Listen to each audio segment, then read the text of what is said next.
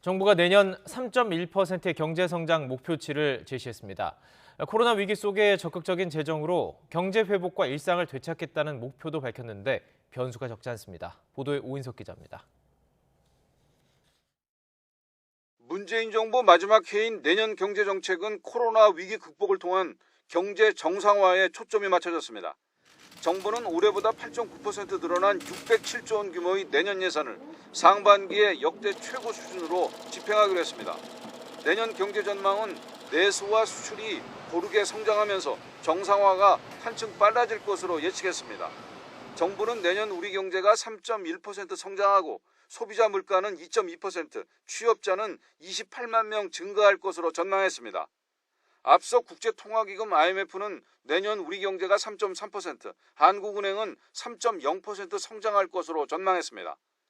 정부는 오미크론 등 코로나 재확산과 글로벌 공급망 차질, 주요국 통화정책 정상화는 우리 경제에 불확실한 변수가 될 것으로 꼽았습니다. 내년 3월 대선에서 새 대통령이 선출되면 경제정책 방향이 바뀔 가능성도 있습니다.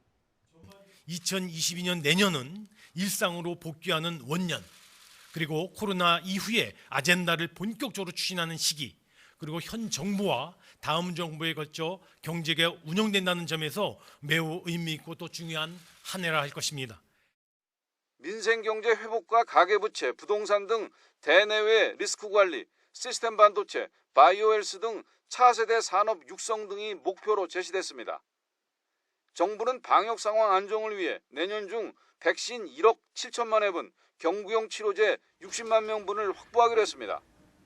경제 회복의 견인차 역할을 해온 수출 호조세 지속을 위해 올해보다 5조 원이 확대된 261조 원 규모의 수출 금융이 공급됩니다. 해상 풍력단지 개발 등 기업 투자 프로젝트를 포함해 총 115조 원 규모의 투자가 추진됩니다. 친환경 탄소 중립과 관련해서는 내년 중 11조 4천억의 재정 투자와 2조 4천억 규모의 기후 대응 기금이 신설됩니다.